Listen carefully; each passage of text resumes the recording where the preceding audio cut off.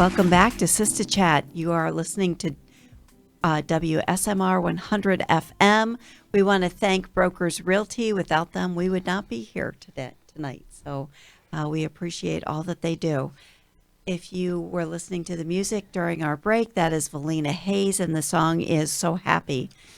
She is one of the gals that has been an extended part of Sistah Chat, and we appreciate all that she does and her music. And you can listen to her every morning on the Sean Harvey Morning. She's part of the Wake Up Crew. Yeah, so she's your girl, Valina. She's your girl, Valina. And we love her. So Merry Christmas, Valina. If you're Merry listening. Christmas to Sean Harvey and the Morning Show. They are friends. A great group of folks. So, hi, Jasmine. Hi. How are you? I'm good. How are you? Good. Thank you for joining us. You're welcome. So you're going to talk to us just a little bit about what your experience was at Bloom. Wow. Just a little? Well, we've got some time. We got time. No, well, it was wholesome, let's say. It was holistic. So you can't say, oh, it was, at times it was fabulous. At times it was incredibly difficult. But I think what it was always is that it was full of compassion and understanding that, like, this too shall pass. Like, I've learned a lot through being involved or, a graduate of Bloom, like, having gone through the entirety of the program, which I'm so grateful that I survived. But I also, didn't just survive. I learned, I gained, and I've experienced an opportunity of a lifetime. Well, and I have to say, I really appreciate you coming, because a lot of programs like this, you don't get to talk to the people who've graduated, finished, come out of, because they like to remain anonymous. So, amazing for it to have you on the show, and we really appreciate it. Could you tell us why you wound up in the program? Do you feel comfortable? Why I wound up, I can't even actually, there wasn't really, there's not actually an answer to why, but I was in a rehab facility, and at the time, there wasn't really much left of me.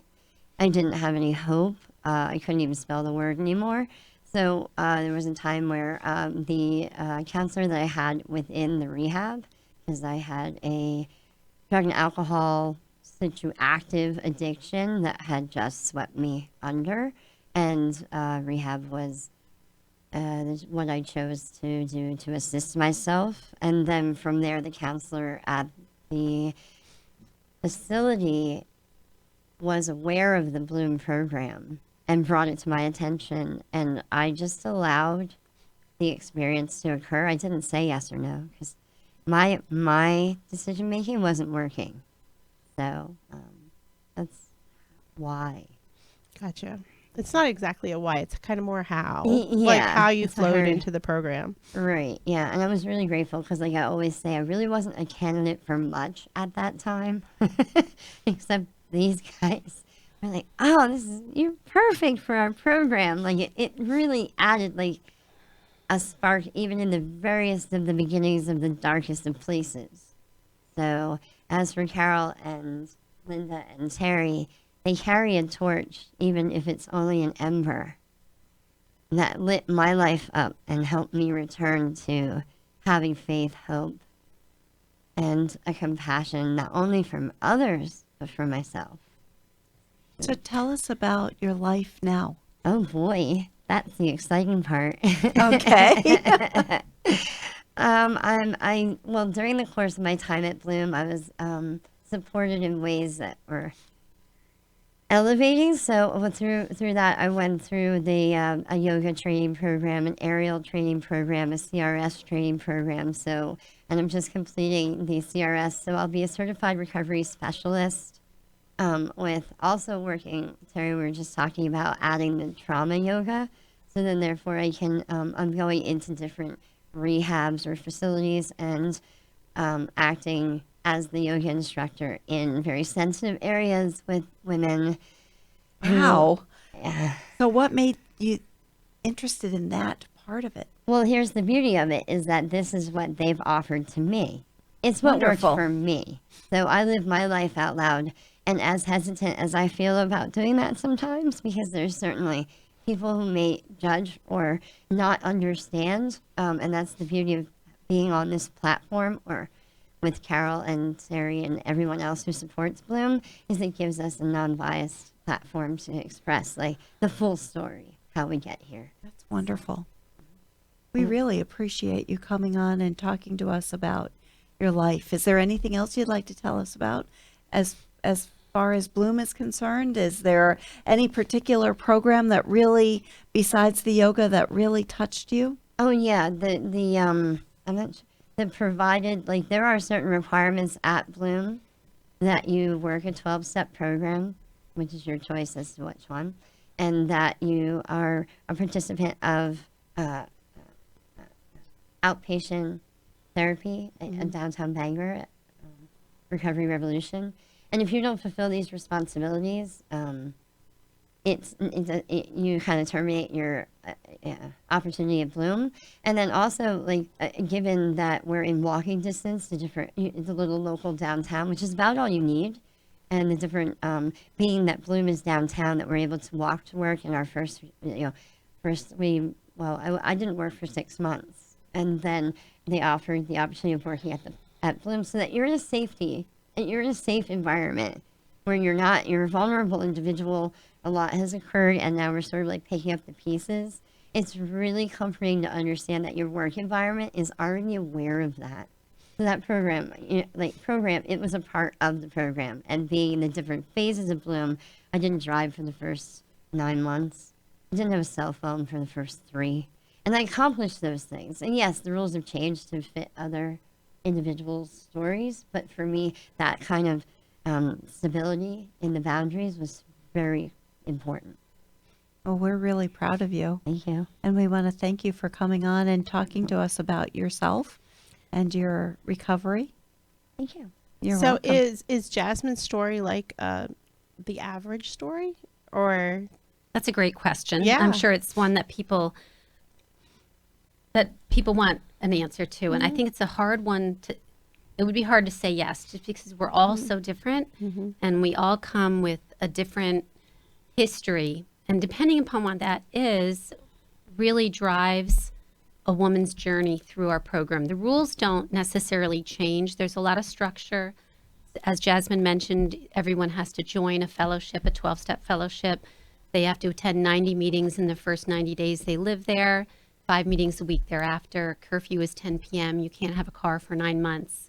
There is a lot of structure, but how someone navigates through those phases, even though they may be date-driven generally, like 3 months, 6 months, 9 months, or a year. But human nature is that you go by a calendar. It is human nature Right. that you set milestones for Right. for every course of Sure. life that we're in, And that makes sense. Yes, we look at them, we hold them loosely, let's say. I mean, some women have been ready and wanted to get back to work after 8 weeks. And that's where Terry, working with them as a counselor and as someone who, talks about how do you want to plan out the next 2 years? Where do you want to go in life? So And that's tell what she us a little brings. bit about Terry, because she didn't tell us the full story about Terry. Yeah, Terry is a life coach and counselor. I'm speaking for her. And she has been able to work with the women individually, and rather than, force everyone into a mold, that's, I think, what's the beauty of having someone who has a lot of experience working with women and trauma, and how to take a trauma-informed approach to rebuilding one's life and supporting a woman and believing in her as she does that is something that is very unique and we believe is necessary. And having 2 years to do that enables an individual like Jasmine or the others that come into the program to kind of map their own course. And Terry works with each one. Well, what you're doing is very hard. So I would assume, I might be wrong, that you have had people who have not been successful. That's true. In the eyes of they could no longer remain in the program, we have had to ask people to leave. Is it generally about breaking rules? That the Yes. rules are too hard to Rules follow? are relapsing. Yes. Yeah. And that is hard, but what's paramount is safety of the ones that want to remain. And so there needs to be structure and safe boundaries in place so that the women that do want to stay are safe. And there is, a process for even reapplying to come back in. Thistle Farms has been doing this for 20 years, and they provide us a lot of support practically, when we're walking through challenging situations. But it's hard work. It's hard. It's sad. As Terry said earlier, these are our sisters, and we are there, for one another, and we get to celebrate successes together, and we grieve together. It's hard. I think, may I just add to that? In the times that we've had individuals that have had like a rough patch or, were asked to leave, it's through those times that we learn to love them more.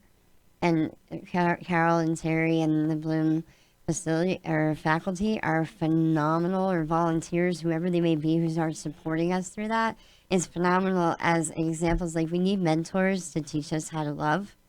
And in those times, as we're like packing their belongings, we're like, and there's been some really devastating moments, but only because we loved them through it. And it really helps us learn as a community how to have no boundaries on love and no judgment. That's wonderful. It That's really is. Carol. I'm sitting here. I'm almost speechless, which is not my job. I'm supposed to be able to talk, but I want to, what you're saying is just so incredibly heartfelt and touching. And it's just so refreshing because these programs are so needed.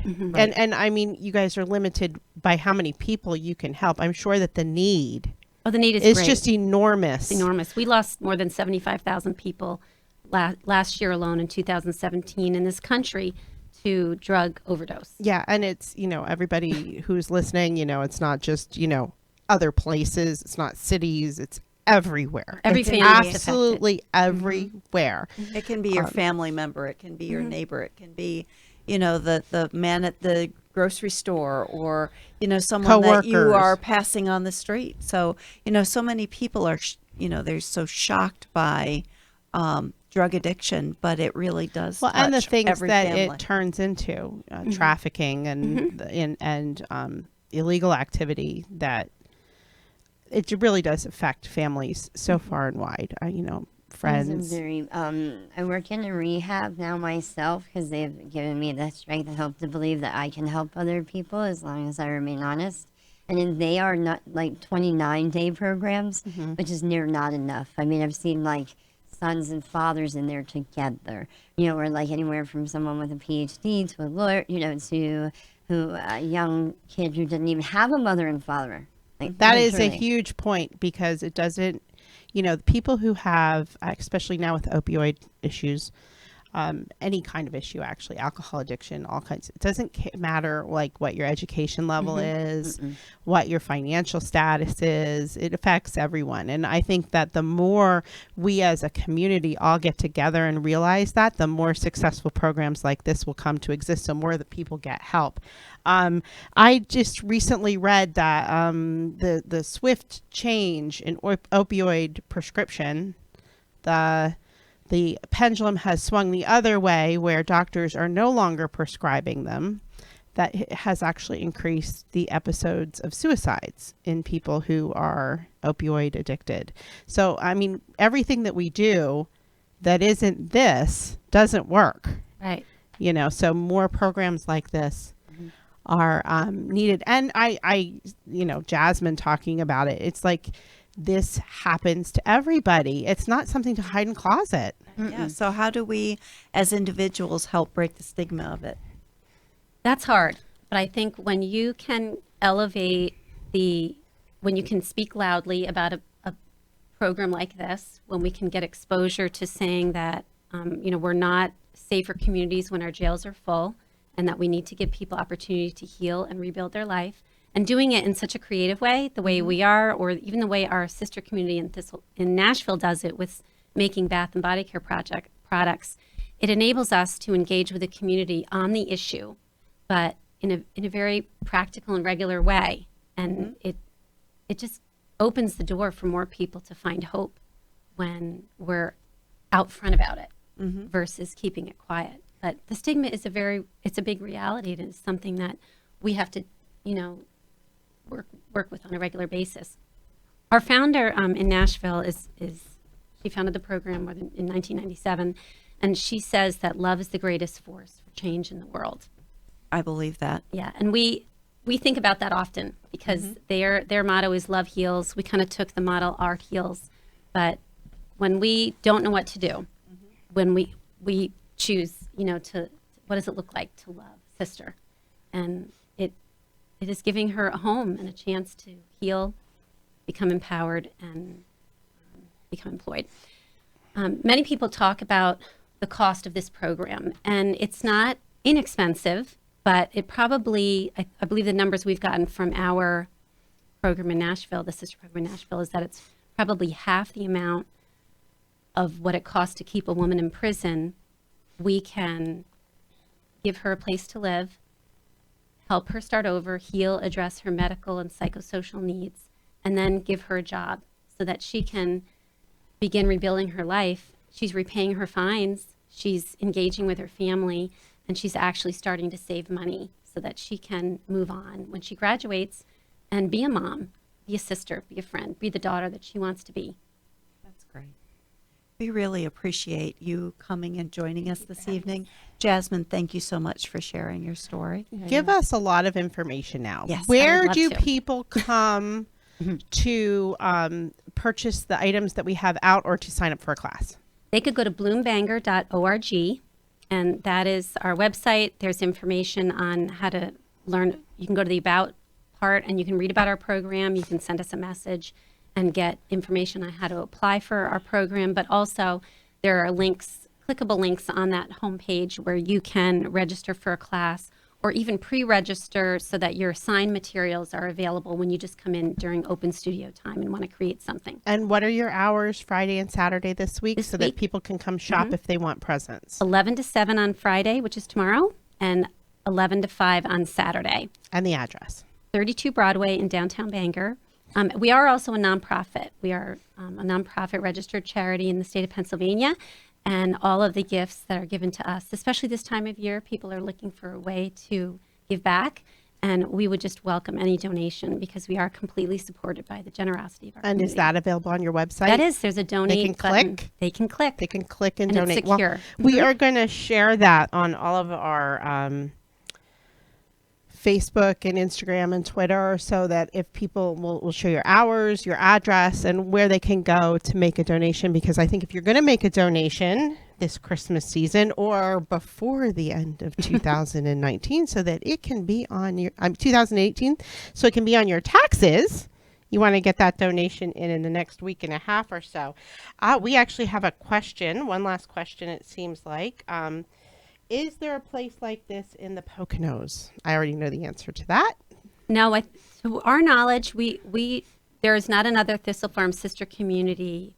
There are sober living homes where women can pay, to live, but they don't provide the wraparound services nor the job like we do. Or the free service, the free. It's not free, Right. right? So ours, we're the only one in our region. We are one of 50 communities around the country that are Thistle Farm sister communities, and there is not another one in the state of Pennsylvania.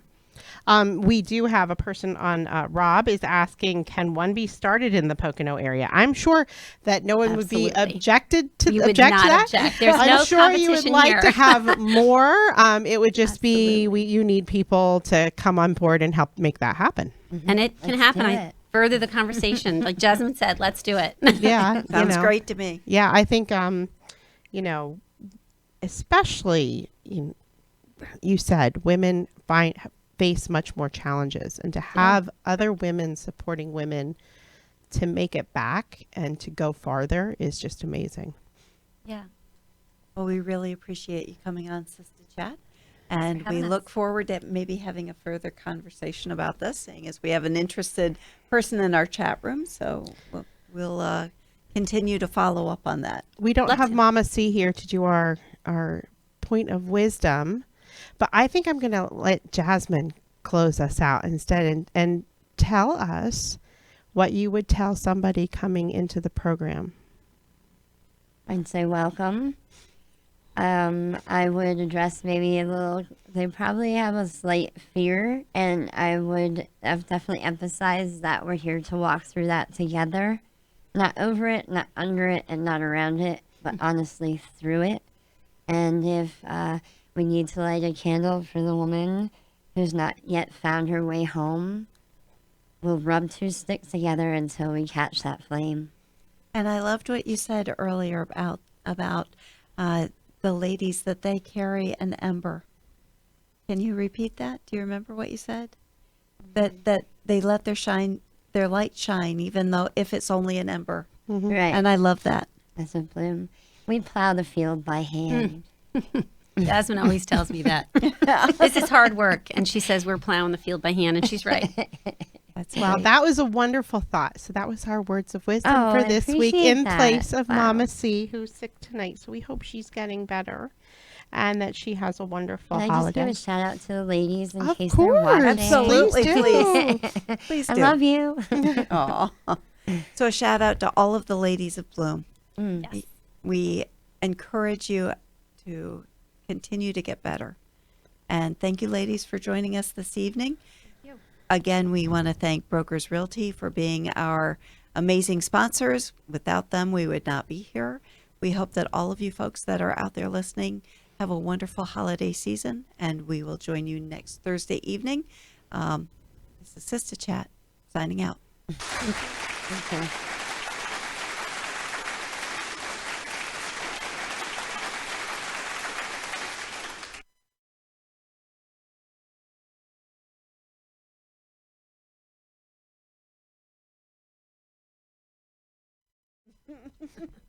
Well, we'll have to continue that conversation. Absolutely. That was very This nice. is beautiful. It is.